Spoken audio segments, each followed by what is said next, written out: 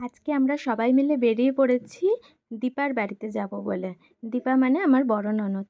ওর বাড়িতে যেতে বলেছিল, যেহেতু আমার মা বাবা এসে, সেই জন্য সবাই টোটো করে বেরিয়ে পড়েছি, মা বাবা রিজু আমি মামুনি। আর ওইখানে তো রিজুর খুব মজা, সন্টু ভাই আছে, সারাক্ষণ সন্টুর সাথে খেলবে। আর যেতে গিয়ে দেখছি বাজারে প্রচণ্ড ভিড়, তার কারণ হচ্ছে কালকে লক্ষ্মী পুজো। আমরা বিকালের টাইমটায় যাচ্ছি, টোটো আর এগোচ্ছে না, দাঁড়িয়ে রয়েছে একই জায়গায়। আর সব লক্ষ্মী পুজোর বাজার করতে ব্যস্ত।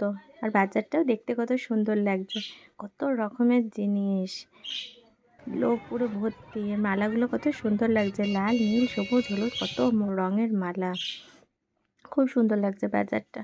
এই করতে করতে আমরা ঢুকে গেছি দীপাদের বাড়ি। এই সবাই বসে গল্প করছে।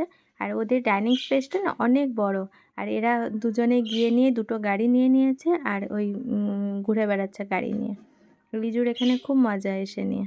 ওর মানে বাড়িতে তো একা একা থাকে, কারোর সঙ্গ পায় না। তো এখানে কারোর যদি সমবয়সী কাউকে পায় তো খুব মজা ওদের। তোর মা আর একটা স্লিপ আছে ওদের বাড়িতে, আর স্লিপটার নিচে দুজনে ঢুকে গেছে। ঢুকে গিয়ে বসে বসে দুই ভাই গল্প করছে, একবার এদিক থেকে বেরোচ্ছে, একবার ওই দিক থেকে বেরোচ্ছে। এদের একসাথে দেখে এত ভালো লাগে না।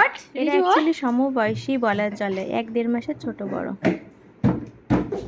এই যে স্লিপটা।